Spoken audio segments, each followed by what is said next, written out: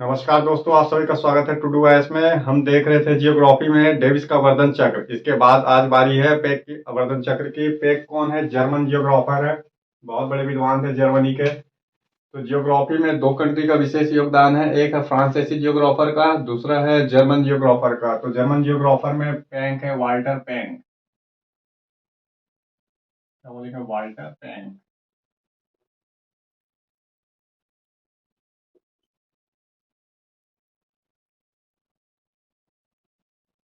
तो ये है जर्मन जियोग्राफर।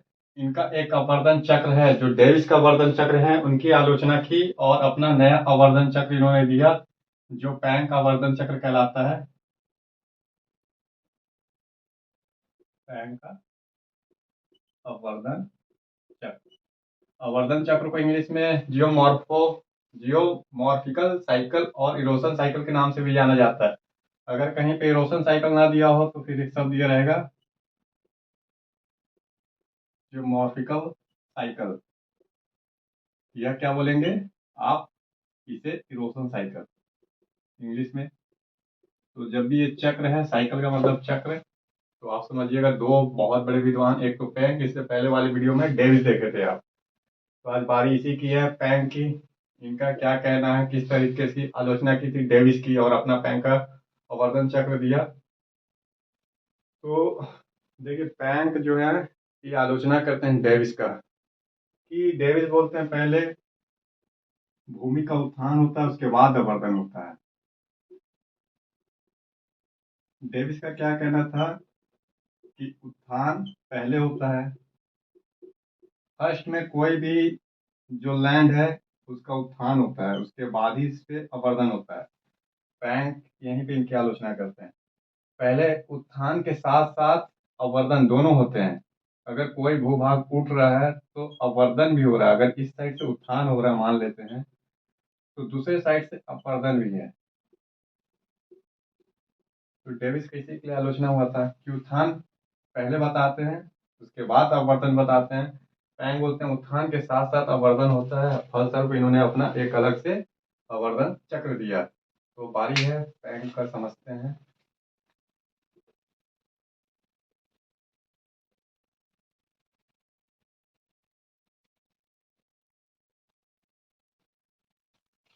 तो पैंग बता रहे हैं भूमि का उत्थान। सर्वप्रथम बोलते हैं कि कोई भी लैंड हो, अवर्धन और उत्थान दोनों साथ साथ में चलने वाली प्रक्रिया हो।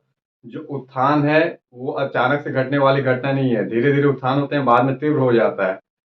तो पहले बोलते हैं लैंड जो रहता है, कोई भी दृश्य भूमि,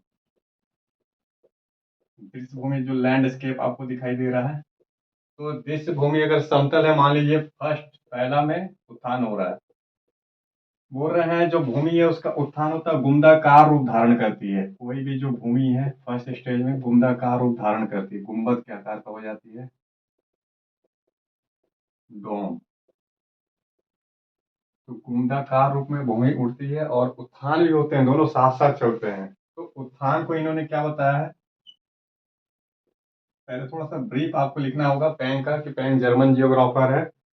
इन्होंने डेविस के आवर्धन चक्र की आलोचना की, अपना आवर्धन चक्र दिया। इन्होंने उत्थान आवर्धन को साथ साथ घटित होने वाली घटना के रूप में वर्णन किया है। कोई भी भूमि जो है पहले गुंडाकार रूप धारण करती है, गुंबद के रूप में होती है, और उस पर आवर्धन भी प्रारंभ होते हैं। अब यहाँ से आपको लिखना है। तो ब्रीफ इंट्रोडक्शन देने के बाद आप यहाँ से स्टार्ट करेंगे लिखना, कि पैंग के अनुसार उत्थान की तीन अवस्था है। पैंग बोल रहे हैं कोई भी जो दृश्य भूमि है, उत्थान की अवस्थाएं होती है भूमि का, तीन स्टेज में होता है। सबसे पहले नाम दे रहे हैं ये, नाम भी जर्मन भाषा में है, इसलिए थोड़ा सा इसको आपको याद करना पड़ेगा। ऑफ स्टी गेंडे एंटी विप्लव।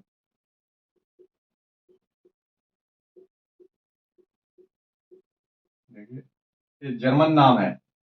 इनकी भाषा जो थी जर्मन थी। जर्मनी में, जर्मनी भाषा में, सॉरी, जर्मन में जर्मनी भाषा चलते हैं। देखिए क्या लिखना है आपको, कि उत्थान की अवस्थाएं होती है जर्मन भाषा में ऑफस्टीगेंडे प्रथम अवस्था है उत्थान की। सेकंड में क्या बोलेंगे आप? पहले तो नाम याद कर लीजिए, जर्मन भाषा में है। फिर सेकंड स्टेज में बोलेंगे आप ऑफस्टीगेंडे के बाद ग्लाची, फॉर्मिंग, एंटीविक्लम।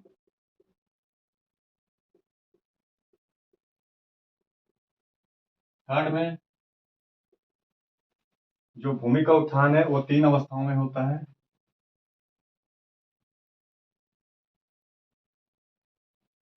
कौन कौन सी अवस्था है? पहला ऑफस्टीगेंडे एंटीविक्लम, ग्लीची फॉर्मिंग एंडविक्लम, फिर लिखेंगे एफगिंडे एंडविक्लम।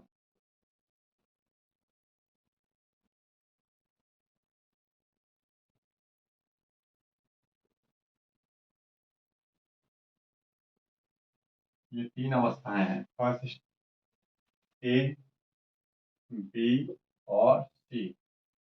तो ए नंबर में आपने ये दिया ऑफस्टीगेंडे एंटीविक्लम उत्थान की प्रथम अवस्था है। दूसरी अवस्था में ग्लाची फॉर्मिंग एंटीविक्लम, थर्ड में एफगेंडे एंडविक्लम, ये भूमि का उत्थान हो रहा है। तो सबके लास्ट में अंत में देखिए क्या कॉमन है, एंटीविक्लम। तीनों में एंटीविक्लम है। इसमें ऑफस्टीगेंडे है, इसमें ग्लाची फॉर्मिंग है, इसमें एफगेंडे है। अब इसमें देख लेते हैं क्या बोल रहे हैं, कैसे उत्थान हो रहा है तीनों का। फर्स्ट स्टेज में बोल रहे हैं ऑफ स्टिकेंड एंड विक्लम में पहले कोई भी भूमि धीरे धीरे उठती है। इसी अवस्था में, प्रथम अवस्था में, प्रथम अवस्था जो भूमि की उत्थान की अवस्था है, पहले भूमि मंद गति से उठती है, फिर तुरंत कुछ देर बाद तीव्र गति से ऊपर उठती है। अर्थात पहले गुंबद धीरे धीरे बन रहा है, फिर भूमि एकाएक गुंबद के आकार का हो जा रहा है। तो पहले भूमि मंद गति से बढ़ती है, फिर भूमि का तीव्र गति से उत्थान होता है। इसी फर्स्ट स्टेज में तीव्र गति से उत्थान होता है। तो स्टार्ट तो धीरे से मंद गति से हुआ, लेकिन उत्थान फिर है तीव्र गति से हुआ, तो ऊंचाई बढ़ जाती है, गुंडाकार रूप धारण कर लेती है। इतना लिखना है आपको। फर्स्ट ग्लाची फॉर्मिंग उत्थान की सेकंड अवस्था है। उत्थान की सेकंड अवस्था में हो रहा है, अब गति जो है मंद हो जाती है, धीरे धीरे हो जाती है गति। ऊंचाई तो बढ़ रही है लेकिन धीरे धीरे मंद गति से। और एल्सगेंडेनुक्लम उत्थान समाप्त हो जाता है यहाँ पे।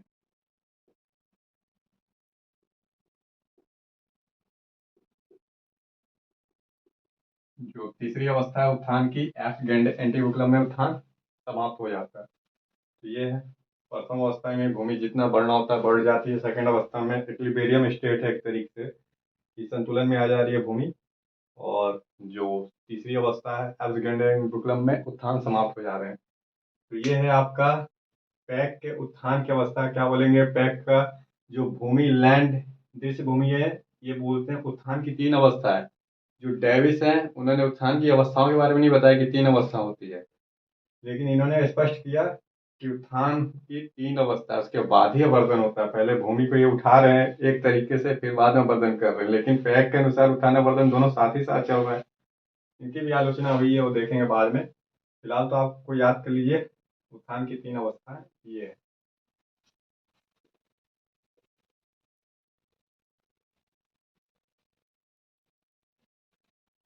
अब यहाँ से इसका अवर्धन चक्र शुरू होता है। जो पैक है वो भी डायग्राम से अवर्धन चक्र अपना समझाते हैं। जिस तरीके से डेविस ने अपना अवर्धन चक्र डायग्राम से समझाया था, पैक भी अपना रेखाचित्र के द्वारा समझाते हैं। अवर्धन की अवस्था, उत्थान की अवस्था के बाद इनका अवर्धन की अवस्था यहाँ से शुरुआत होता है। कौन से स्टेज में है? तो देखिए अवर्धन की अवस्था जो पैंक के अनुसार है वो पांच अवस्थाएं हैं। पांच अवस्था, तो मैं यहाँ लिख देता हूँ स्टेज वन।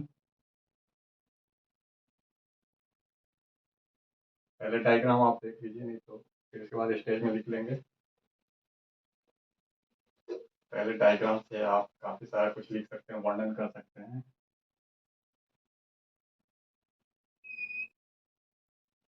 चार रेखा खींचिए।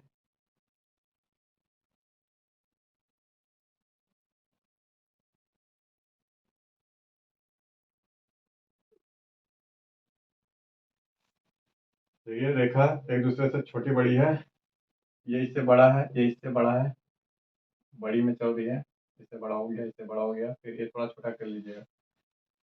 यहाँ पे दो रेखा लेना है आपको, एक ऐसे, एक यहाँ, फिर एक हल्का, एक यहाँ, फिर एक और रेखा यहीं से लीजिए।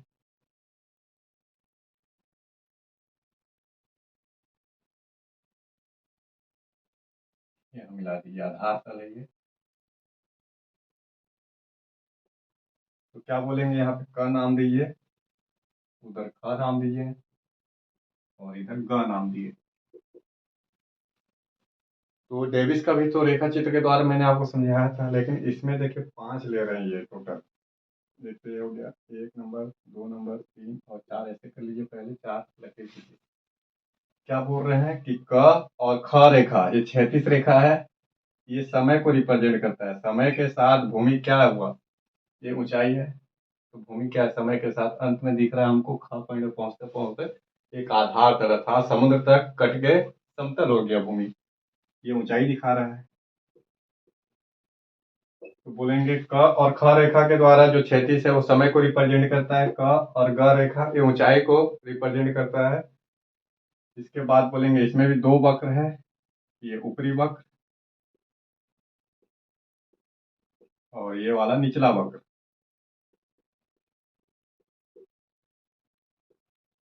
ऊपरी वक्र किसको रिप्रेजेंट करता है, ऊपर वाला, तो बोलेंगे अधिकतम औसत ऊंचाई को, अधिकतम औसत ऊंचाई। तो ऊपरी वक्र जो आपको दिखाई दे रहा है अधिकतम औसत ऊंचाई को दिखा रहा है, निचला वक्र क्या दिखाई दिखाई देगा, तो अधिकतम और न्यूनतम, न्यूनतम औसत ऊंचाई को। तो ये लिखना है कि ऊपरी वक्र रिप्रेजेंट करता है अधिकतम औसत ऊंचाई को, निचला वक्र रिप्रेजेंट करता है न्यूनतम औसत ऊंचाई को। और फिर क्या बताना है आपको कि पैक के अनुसार 5 अवस्थाएं होती है। फर्स्ट स्टेज, यहाँ से स्टार्ट होता है अवस्था 1, अवस्था 1। ठीक है, अवस्था 1 की क्या विशेषता है, इस अवस्था में उत्थान और अवर्दन, देखिए ध्यान से, उत्थान और अवर्दन दोनों होते हैं। प्रथम अवस्था में उत्थान तीव्र गति से होता है, अवर्दन कम होता है। जो उत्थान है तीव्र गति से होता है, तीव्र गति से होता है, और अवर्दन जो रहता है मंद गति से होता है। तो पहले भूमि को ये उठा रहे हैं, अवर्दन भी कर रहे हैं, लेकिन भूमि को तीव्र गति से उठा रहे हैं। तो फर्स्ट स्टेज में भूमि तीव्र गति से उठता है, और अवर्दन भी होते हैं लेकिन मंद गति से होते हैं। तो फर्स्ट स्टेज ये जो है यहाँ से यहाँ तक चलते जाएगा। फर्स्ट स्टेज में हुआ क्या, फर्स्ट स्टेज में भूमि का जो ऊंचावाच है ऊंचाई दोनों बढ़ेंगे, तो ऊंचाई भी बढ़ेगा साथ साथ में ऊंचावाच। ऊंचाई सीधा हाइट है और ऊंचावाच ऊपर खाबड़ है, तो ये बढ़ता है। फर्स्ट स्टेज में उत्थान तीव्र गति से होता है, अवर्दन मंद गति से होता है। जो भूमि की ऊंचाई है ऊंच आवाज दोनों बढ़ते हैं। और नदियों के बीच दुआब, देखिए दो नदी रहते हैं, इसके बीच का दुआब चौड़ा रहता है। एक नदी ये वाला है, एक नदी ये, तो ना एक नदी ये, तो ये दो नदी हैं। इन नदियों के बीच वाला दुआब क्या होता है, एक शब्द आता है दुआब। दुआब बोल रहा है तो दो नदी हैं, एक नदी मान लेता हूँ ए, दूसरी नदी बी, इसके बीच का क्षेत्र दुआब कहलाता है। ये पूरा क्षेत्र जो है आपका दुआब। दो भूमि के बीच का, कहने के लिए तो दो भूमि है, लेकिन दो नदी के बीच का क्षेत्र क्या कहलाता है, दुआब कहलाता है। बार बार आप दुआब पढ़ेंगे, इंडिया में भी बहुत सारी नदियां, दो नदियों के बीच का दुआब। ठीक इसी तरीके से पहाड़ी क्षेत्र में जाएंगे तो दो नदी के बीच का पहाड़, तो इसके बीच में क्या है, दो नदी है, दो नदी के बीच का एक दुआब है। तो फर्स्ट स्टेज में दुआब बोल रहे हैं कि चौड़ा रहता है। क्या बोलेंगे, प्रथम अवस्था जो अपर्दन की अवस्था है, दुआब चौड़े होते हैं। तो ये हो गया आपका फर्स्ट स्टेज। फर्स्ट स्टेज में भूमि का उत्थान, ये वाला फर्स्ट स्टेज है, यहाँ तक अंदर एक से लेकर क तक भूमि का उत्थान तीव्र गति से होता है। अवर्दन तो हो रहे हैं लेकिन मंद गति से हो रहे हैं। भूमि की ऊंचाई ऊंचावास दोनों बढ़ रहे हैं फर्स्ट स्टेज में।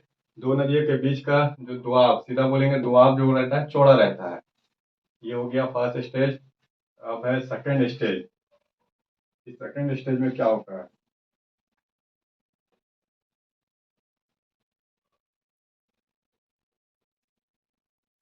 सेकंड स्टेज बोल रहे हैं जो अपर्दन है और उत्थान, उत्थान व अवर्धन दोनों वक्रों पे होते हैं। जो उत्थान है और अवर्धन दोनों वक्रों पे होते हैं। इस वक्र पे भी उत्थान अवर्धन हो रहा है, निचले वक्र पे भी उत्थान अवर्धन हो रहा है, अर्थात ऊपरी वक्र निचला वक्र दोनों पे ही उत्थान अवर्धन होते रहते हैं।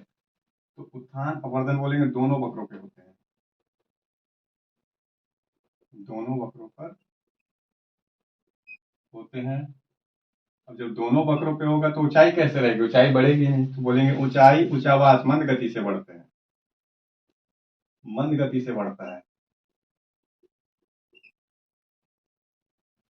तो ऊंचाई ऊंचावास मंद गति से बढ़ रहे हैं। फिर इसमें क्या बोलना है आपको कि देखिए सेकेंड स्टेज जो है इक्विलिब्रियम के स्टेज में नहीं है। जो सेकेंड स्टेज में है दोनों वक्र, यहाँ पे कुछ डायग्राम से समझा रहे हैं कि ऊपरी वक्र और निचला वक्र ये समानांतर है, एक दूसरे के पैरेलल में है, ठीक है, लेकिन क्षैतिज नहीं है। सेकेंड अवस्था में बोल रहे हैं कि जो दोनों वक्र होते हैं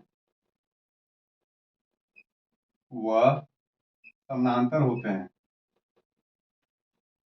पर क्षैतिज नहीं होते, क्षैतिज नहीं होते हैं। ये सेकेंड स्टेज है, देखिए दोनों पैरेलल में है। पैरेलल क्या होता है? ये पैरेलल है, ये पैरेलल है। पैरेलल का मैथ में पढ़ेंगे, पैरेलल दोनों एक दूसरे को ना काटे। लेकिन ये क्षैतिज पैरेलल है, यही वाला क्षैतिज है और ये क्षैतिज नहीं है, ये दोनों क्षैतिज नहीं है, लंबवत है और ये क्षैतिज बिल्कुल नहीं है। तो क्षैतिज धरातल के समानांतर भी नहीं है। कुछ दोनों वक्र बढ़ रहे हैं लेकिन मंद गति से बढ़ रहे हैं। अब थर्ड स्टेज में क्या है? ये दोनों लगभग एक दूसरे के मतलब संतुलन में आ जाते हैं ये दोनों। ये थोड़ा ज्यादा हो गया, डायग्राम सेक्शन को देखना पड़ेगा एक बार, मैं इसका आपको लगा दूंगा अलग से पीडीएफ।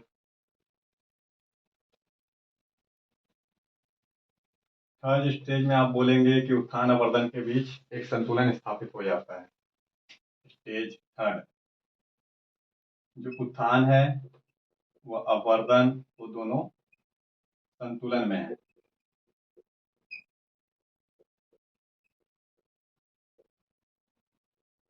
संतुलन में उत्थान नहीं होता, उत्थान समाप्त हो जाता है सेकेंडरी चरण में ऑलमोस्ट। अब उत्थान अवर्धन इक्विलिब्रियम स्टेज में आ गए हैं तीसरी अवस्था में। अब उत्थान बिल्कुल नहीं होगा, हाँ अवर्धन जरूर होंगे। थर्ड स्टेज से अवर्धन होना स्टार्ट हो जाता है, तो क्या बोलेंगे? अवर्धन प्रारंभ हो जाता है। प्रारंभ तो फर्स्ट स्टेज से हो गए थे, लेकिन यहाँ पे उत्थान की तुलना में अवर्धन अधिक होने लगेगा। एक बार ऐसे समझेंगे आप, स्टेज वन में क्या हुआ? उत्थान अधिक अवर्धन कम। स्टेज टू में क्या बोले? उत्थान है और अवर्धन है, क्योंकि उच्चावाच मंद गति से बढ़ाए थे ये। लेकिन स्टेज थर्ड, अब स्टेज थर्ड में क्या कर रहे हैं ये कि उत्थान और अवर्धन दोनों को इक्विलिब्रियम कर दे रहे हैं, बराबर कर दे रहे हैं। यही हो रहा है थर्ड स्टेज में, उत्थान अवर्धन दोनों बराबर हो गए, उत्थान को समाप्त कर दिए हैं और अवर्धन थोड़ा सा अधिक हो जा रहा है, बराबर ना होके थोड़ा सा ये ज्यादा हो रहा है। तो बोलेंगे तीसरी अवस्था में संतुलन की अवस्था पर अवर्धन होते हैं, ठीक है, अवर्धन होते हैं। चौथी अवस्था में बोल रहे हैं घाटी गहरी होती जाती है, अवर्धन अधिक हो जा रहा है तो घाटी गहरी हो रही है। डाउनिंग कटिंग, मैंने आपको डाउनिंग कटिंग बताया था, जब नदी खड़ा खड़ा काटे घाटी गहरी होने लगे, चौड़ाई नहीं घाटी गहरी होने लगे, डाउनिंग कटिंग होने लगता है चौथे स्टेज में। तो इसको नोट करना है आपको, चौथे स्टेज में यहीं पे लिख देता हूँ मैं। स्टेज फोर में डाउनिंग कटिंग बोलिए कि घाटी की लंबवत कटाई अधिक होती है नदियों के द्वारा और गहरी हो जाती है घाटी, ठीक है। घाटी कब गहरी होगी? जब निचला वक्र अधिक कटे, ऊपर नहीं निचला कटे तो घाटी गहरी होगी। फिर पांचवा अवस्था में घाटी चौड़ी हो जाती है, जो फर्स्ट लास्ट स्टेज है, घाटी चौड़ी हो जाएगी। एक नदियाँ के द्वारा कटाव अधिक होगा। तो पांचवा स्टेज में आप बोलेंगे अंतिम अवस्था है अवर्धन की, पैक की, जिसमें घाटी चौड़ी हो जाती है। तो घाटी कब चौड़ी होगी? जब दोनों वक्रों पे ही कटाव होना। अब यहाँ पे थोड़ा सा समझने हैं हमको। देखिए एक नदी है बह रही है, तो एक सिंगल नदी है, अकेली नदी। अब ये अकेले है, ये नदी बह रही है। इसका कटाव क्या है? दोनों साइड है, इधर भी कटाव है, इस साइड भी काट रही है और इस साइड भी काट रही है, तो चौड़ा कर देगी। अब क्या हुआ? नदी की चौड़ाई बढ़ गई। पहले नदी क्या थी? एक सिंगल नदी है, दोनों साइड कटिंग कर रही है, कटाव कर रही है, तो नदी की घाटी चौड़ी हो गई। और अधिक कटाव करेगी तो और अधिक चौड़ी हो जाएगी। पांचवा स्टेज में नदी घाटी यही चौड़ी हो रही है। लेकिन दोआब थोड़ा सा अलग कंसेप्ट है। दोआब क्या है कि दो नदियों के बीच का है, एक नदी ए है और दूसरी बी है, तो इसके बीच का क्षेत्र दोआब कहलाता है। तो दोआब हमेशा कहाँ बनेंगे? हमेशा पहाड़ी क्षेत्र, पर्वत क्षेत्र में दोआब बनते हैं। और मैदानी क्षेत्र में एक ही नदी रहती है, वो काट के बराबर करती है समतल। जैसे बिहार, बंगाल और उत्तर प्रदेश में देखेंगे सिंगल गंगा नदी है, उसकी सहायक नदियों ने काट के एक समतल मैदान का निर्माण कर दिया, तो चौड़ाई अधिक हो गई। पर्वत क्षेत्र में जाएंगे तो ऐसे चौड़ाई दिखेगी आपको, और भी पतला होगा। और इसके चारों साइड क्या दिखेंगे आपको? पर्वत दिखेंगे, नदी, नदी के बीच का पर्वत, फिर एक नदी दिखेगी, फिर पर्वत, फिर नदी, फिर पर्वत। तो ये तो पहाड़ी क्षेत्र में। पांचवा अवस्था में आपको सीधा बोलना है कि नदी की घाटी चौड़ी हो जाती है, चौड़ाई पर बढ़ जाता है। और चौड़ाई दोनों ही बकरों पे जब कटाव होगा तभी होगा, जब दोनों क्या है, एक आधार तल को प्राप्त कर ले, अर्थात काटते चले। तो ये है पैक का वर्धन चक्र। कुछ खास नहीं है, जो स्टेज है बस आपको रखना है कि दो स्टेज में उत्थान करना है, तीसरे स्टेज में उत्थान अवर्धन दोनों को इक्विलिब्रियम में करना है, चौथे स्टेज में कटाव अधिक कर दीजिए, डाउनिंग कटाव। पांचवें स्टेज में जो कटाव होगा क्षैतिज कटाव होगा, लेटरल वाला कटाव होगा। तो नदी दो तरीके से काट सकती है, या तो सीधा सीधा खड़ा खड़ा काटे निचली घाटी को तो गहरी कर देगी, या तो फिर नदी दोनों साइड से काटना स्टार्ट करे तो प्लेन करेगी, क्षैतिज कटाव कहलाता है। तो ये है आपका पैक का वर्धन चक्र। अब यहाँ पे मैं बात कर लेता हूँ इसकी आलोचना की। पैक की आलोचना भी हुई है। और सीधा आपसे अगर पैक का वर्धन चक्र ना पूछे, कभी भी समीक्षा पूछता है, पैक के वर्धन चक्र की समीक्षा कीजिए। जब भी समीक्षा शब्द आता है ये, तो समीक्षा में हमेशा गुण और दोष दोनों को लिखना होता है, पॉजिटिव पक्ष को भी, निगेटिव पक्ष को भी। तो पैक के वर्धन चक्र की समीक्षा करना है, ये अलग से क्वेश्चन पूछ सकता है आपसे कि पैक के आवर्धन चक्र की समीक्षा कीजिए, या तो फिर पूछेगा आपसे पैक का आवर्धन। जब आवर्धन चक्र पूछे तो डायग्राम से बताना होगा आपको, जब समीक्षा पूछे तो आपको गुण और दोष दोनों लिखने होंगे। क्या गुण है, पॉजिटिव पक्ष क्या है और निगेटिव पक्ष क्या है। तो सबसे पहले गुण और दोष। पहले तो गुण को हम लोग देख लेते हैं। देखिए सुविस्तार से समझा रहे हैं, ये उत्थान को भी समझाएं और वर्धन को भी समझाएं, तो बोलेंगे सुविस्तार से इन्होंने समझाया, सुव्यवस्थित तरीके से समझाया। गुण कुछ पॉजिटिव पक्ष पहले लिखिए कि सुविस्तार से समझा रहे हैं, सुव्यवस्थित तरीके से इन्होंने अपने अवर्धन चक्र को समझाया। सेकंड में बोलेंगे आप इन्होंने निगनात्मक निगनात्मक तरीके का इस्तेमाल किया है, अर्थात एक अनुभव पे आधारित है तरीके का प्रयोग किया है। तो पैक ने निगनात्मक तरीकों का प्रयोग करके अपना अवर्धन चक्र दिया।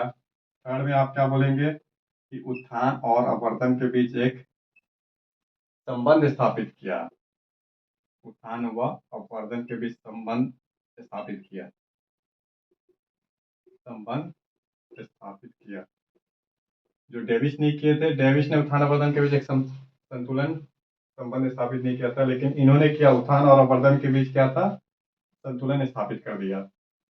तो बोलते हैं जैसे आप जाएंगे तो ऊंचाई दिखेगी पर्वत क्षेत्र में, फिर घाटी, ऊंचाई घाटी, ऊंचाई घाटी, ये ऊंचाई, ये घाटी, ये ऊंचाई, ये घाटी, ये ऊंचाई, ये पुनः घाटी।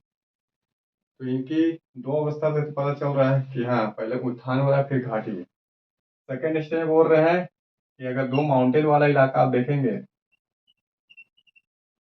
ये माउंटेन है, और इसके बीच का अगर कोई क्षेत्र आप देखें तो इसके बीच में आपको पठार दिखाई देगा, अर्थात ये हिमालय है एक साइड। अगर इसे हिमालय मानते हैं, और फिर चीन में कुनलुन पर्वत, कुनलुन माउंटेन, तो इसके बीच में तिब्बत का पठार आपको दिखाई देगा। तो उत्थान अवर्दन के बीच एक अच्छा संबंध बताया हुआ है, इससे पता चल रहा है। ये तीन आपको लिखना है। फिर दोष, या आपको जो समझ में आता है, अगर आप इसका वर्णन चक्र समझ जाते हैं तो आप जो निष्कर्ष पे निकलते हैं वो भी लिख सकते हैं गुण और दोष में। दोष में क्या लिखना है कि क्रम तरीके से समझा रहे हैं, क्रमवृद्ध कर दे रहे हैं।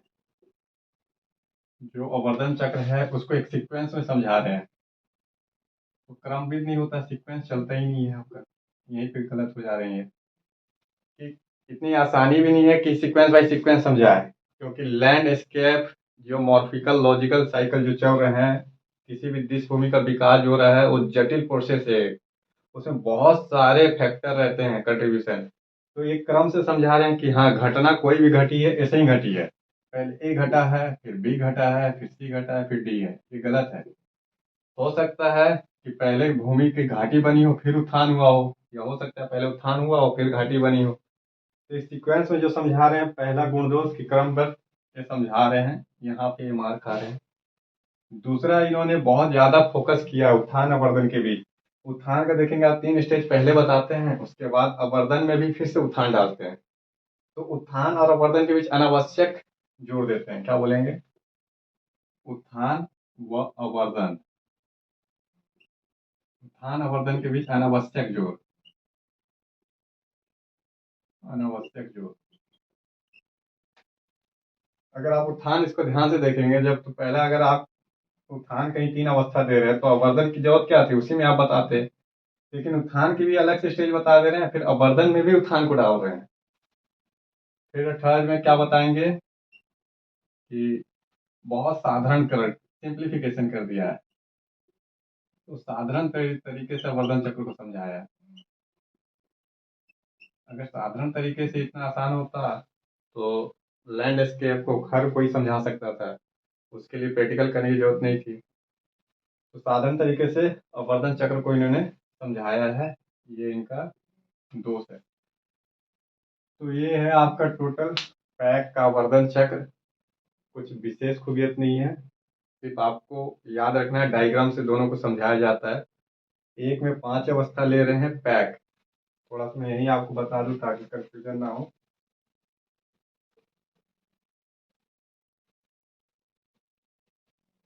जो पैक है इनका देख लीजिए एक बार शॉर्ट में।